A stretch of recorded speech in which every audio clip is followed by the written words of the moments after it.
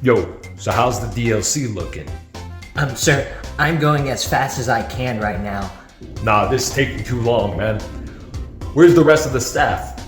Sir, I think you may have forgotten that you fired 99% of the staff.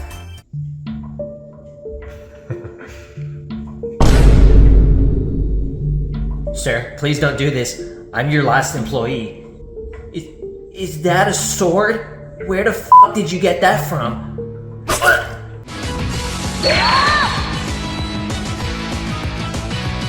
The mismanagement and fall off of Dragon Ball Sparking Zero needs to be studied.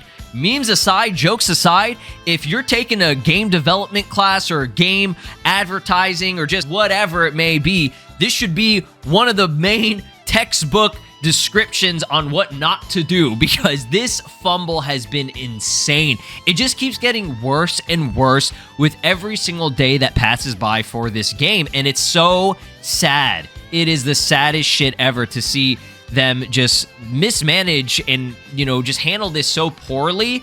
And there's actual, easy fixes for this for the most part. And at this point in time, I think it's too late. I don't want to be a Debbie Downer or, be super negative about this. And honestly, I feel like there's just nothing that can really be done with it at this point in time. I think they had opportunities, and we're already at the second DLC pack. There's only 3 confirmed for the season pass, and they're both Daima related. So, I mean, do y'all really even care that much anymore? For me personally, I do care about this game. I do enjoy this game, and I still think it's a good game at the foundation, and it accomplished kind of what it really needed to do.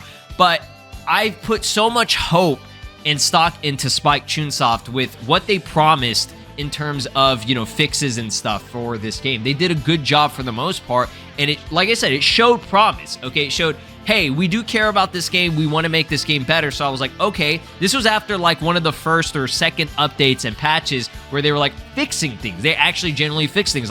For example, the character select screen, they made it more organized because that was a request we had. A lot of balances and patches for certain characters and things and mechanics in the game that a lot of people voiced their opinions on, they did fix it. But the major issue is a lack of content. And I'm not talking about characters. Characters, they pretty much got that covered. Yes, I know there are characters like Super 17 or OG Dragon Ball characters representation that we want, absolutely. But the game has basically, it's going to have eventually, after all this DLC releases for the Season Pass, it's going to have over 200 characters, or at least 200 characters. That's a lot. Okay, that's more than we really needed, but expected for a game like this, so great. They did good on that. But where the fuck are the stages? Where the fuck is customization, outfits, the ability to customize characters' movesets?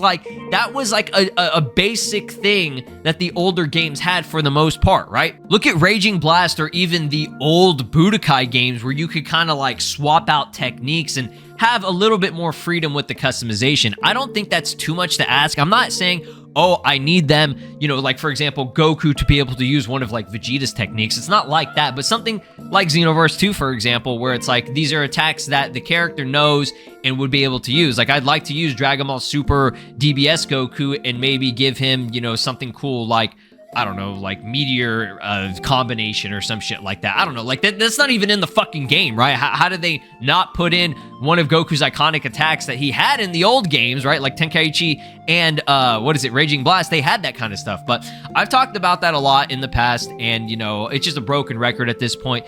But, stage-wise, too, man, what the hell, dude? I cannot believe this. If we go to the actual description from Humble Bundle, which I think for the most part, and I don't want to jump too far ahead because we haven't had a trailer. This is all stuff that was leaked. They fucked up and they accidentally leaked this on Humble Bundle's, the website and everything. The full description is only showing characters and one customization outfit for Goku, which isn't a new outfit. It's the same fucking outfit that he wears, which is the orange and blue gi, right? But it just changes up the attacks so that he, can be able to use Super Kamehameha and I would assume transform into Super Saiyan, because allegedly this version is different from the pre-order Goku mini. So there's going to be 2 different Goku minis, which is kind of wild, but I guess they actually decided to opt for that so you don't have to get the pre-order bonus, which I guess makes sense, but at the same time, it's like, it's just a weird kind of situation. But again, I understand now that y'all pointed it out in my previous video. So yeah, it's just 8 characters and 1 customization outfit. That's it. That's it. Nothing else. There's no stages. There's not even the 3 custom battles that they did for the last DLC. I don't know if this isn't the full like description, but this is all they had on the website whenever it got leaked, okay? So as far as I'm concerned, as far as I know, this might be it, which is insane because there are only 8 characters. The last DLC had 11 characters. However, a few of them, like what, 3 of them were transformations for other characters. But Goku has no Super Saiyan 2, 3, or 4. Vegeta has all his forms. We have Gloria, Pansy, and Majin Buu. So it is the same amount of characters, like different characters. For example, like we had 5 in DLC 1 and then 5 in this one.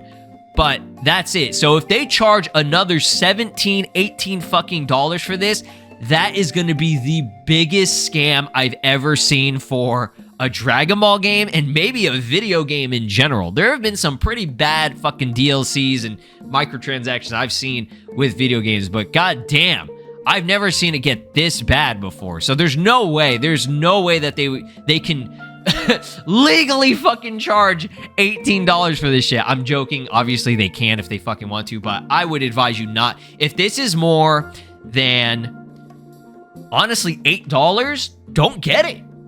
We'll have to see what the price is, but like fucking this, it should be $1 per character, and even that is pushing it because again, fucking Vegeta, 4 of the characters is the same character, bro. We got 4 Vegetas.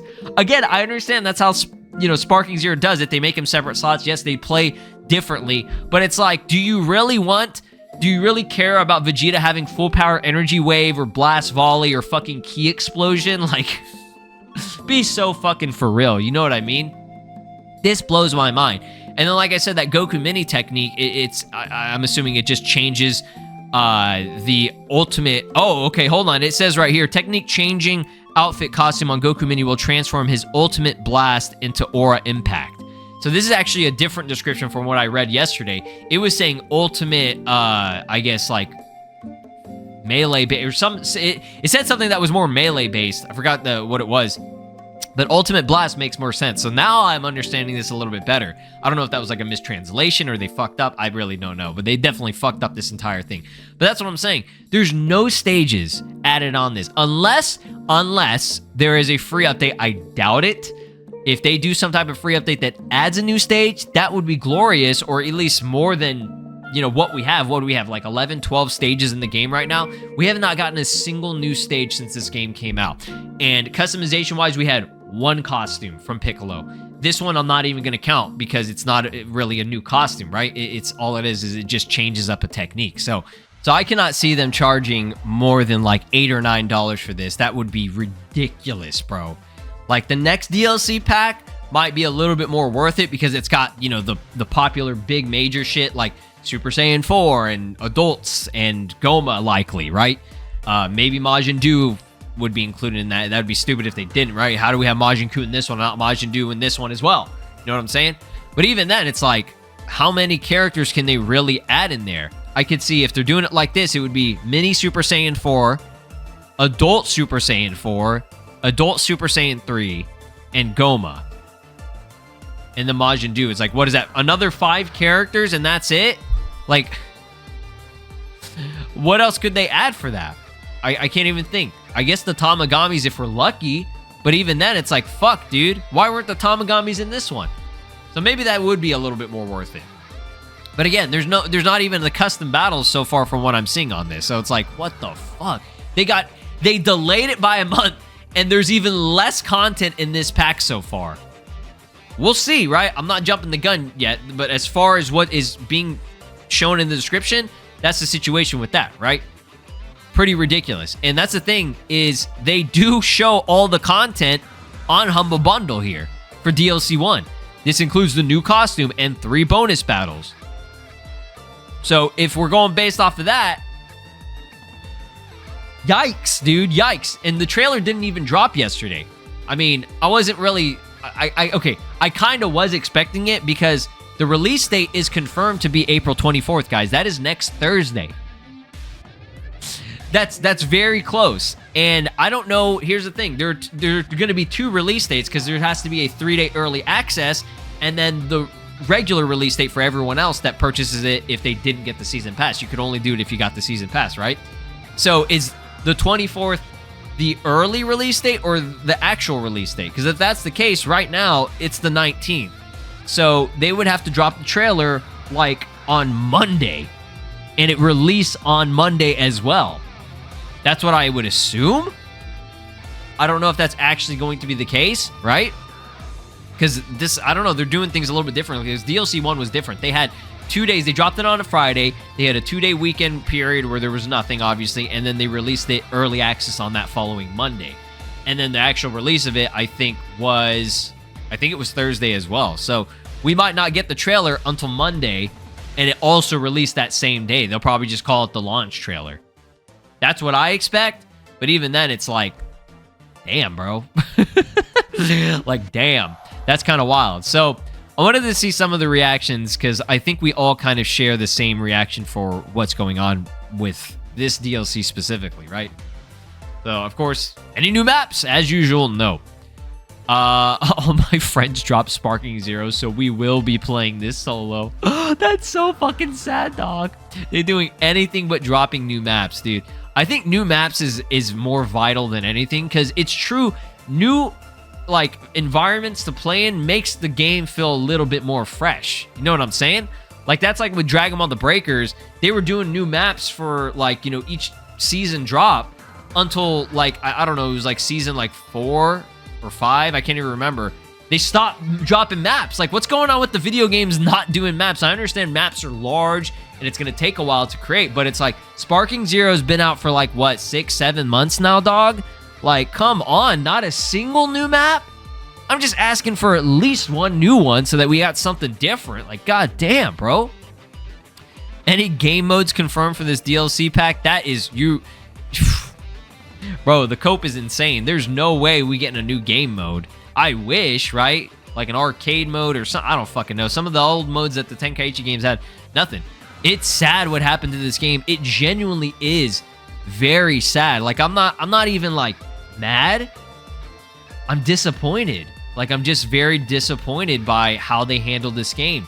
This game had so much potential. It had one of the greatest potentials for a Dragon Ball game. So much that it could have been done with it. And they just fumbled. I don't know what's going on. Do they care? I don't think they care really much anymore. I don't want to say that, but like it's true. Like they showed that they cared after the very first couple of patches, and then after the DLC dropped for the very first DLC pack, it's like, what the fuck happened, dude? It's yikes. It is yikes. Pansy, lame. The only thing I care about already in this pack is Q. Yikes. Pansy, you sleep. Pansy, sleep. Who the fuck is playing Pansy? Laugh my ass off, waste of a slot. I personally don't think she's a wasted slot. I think it's going to be... It's in line with Sparking Zero having, like, you know, not joke characters, but being able to play as pretty much anyone. But it's just kind of weird that Superhero Pan, the little kid Pan, wasn't playable in that last DLC. But Pansy is. Like, Pan actually had fighting. Like, she actually fought a bit. She did something, right? Pansy had, like, what? 5 minutes of some type of combat. And even then, it wasn't really anything memorable. She had some bombs, and that was really it. So I really don't know how she's going to play. That's why she's the most interesting character to me in this pack, just because, like, again, I said it last video, like, what the fuck is she going to be able to do? She can use bombs, maybe the little sword that she had. I don't even remember if she drew her sword. I can't even, like, she had, like, a little dagger or some shit. I don't, dude, whatever. Yeah, no Demon Realm stage. At this point, fuck the dead. It's sad, bro. It's sad. Pansy got a character slot before these 4, by the way. Again, people make the joke. I understand that this DLC, we know it's Daima, but I'm just saying that's kind of crazy that playable Pansy is in this game before any of these characters that should have been in the base game to begin with, right? Tao, Demon King Piccolo, even King Vegeta I mean, going based off of Tenkaichi 3's roster, these were all characters that were in the game. You know what I mean? Yes, let's ignore all the new characters and complain about no new maps. That sums up all the replies here. Well, I'm sorry to say, KO here, that, and they do follow me. So no, I'm not trying to say any hate or anything, but I'm sorry to say it is true. People are going to be focusing on the stuff that we need, right? Like, characters are great, right? That's obviously a main selling point, but where is the extra shit? There's supposed to be more to this. You know what I'm saying? And before anybody's saying like, no, you're setting your expectations too high. No, it's not. Why do I have to lower my expectations now when it's been 7 months and we haven't had a single new map? You see how ridiculous that is? Looks like Kakarot and Xenoverse 2 are about to be the only games with any real substance in their Diamond DLC. Honestly, I can't even say that about Xenoverse 2 right now because they are radio silent after Super Saiyan 3 Vegeta's little mini teaser. Kakarot looks good, though. Kakarot might be the only game that actually is worth buying the DLC. I've said that before. That might be the one that we look forward to the most. Did she even throw a punch in the show? I don't even remember, dog. I don't think she did. But, man, can we just F in the chat, bro. F's in the chat for Sparking Zero's player base just going down, down, down, down, dude. It hurts. It hurts to see. And again, I know, we've said this before, this does not reflect the entire player base across all consoles worldwide. That's not what this is, okay? The Steam charts are going to give you a general idea, the general trend of where this game is headed. And it is currently at an all-time low.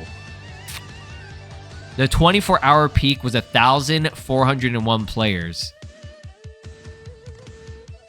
Do you see this trend here? Do you see this trend? This is when DLC 1 dropped. It had 13K players. 4K down. 2K.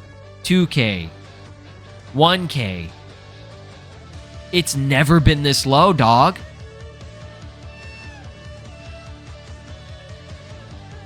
It's sad. It's sad to see. And you know what is even more sad is that I feel like, and I don't speak for everyone, but I feel like when it comes to the DLC being released, the only reason why people are showing even remotely any interest in this is because they bought the season pass and they don't have a choice. They you know, you wasted your money if you don't, you know, tune in to these DLCs and play them. You know what I'm saying? And even with that, basically being forced to play it to a certain extent, right? There are people that are still not interested because it's Daima. Let's be real. Not many people care about the minis. They just don't. It's not a good selling point. The adults for Super Saiyan 4 and maybe Super Saiyan 3 Vegeta, yes, people will be a little bit more excited and tune into that. But right now, not many people are locking into this in terms of genuine interest.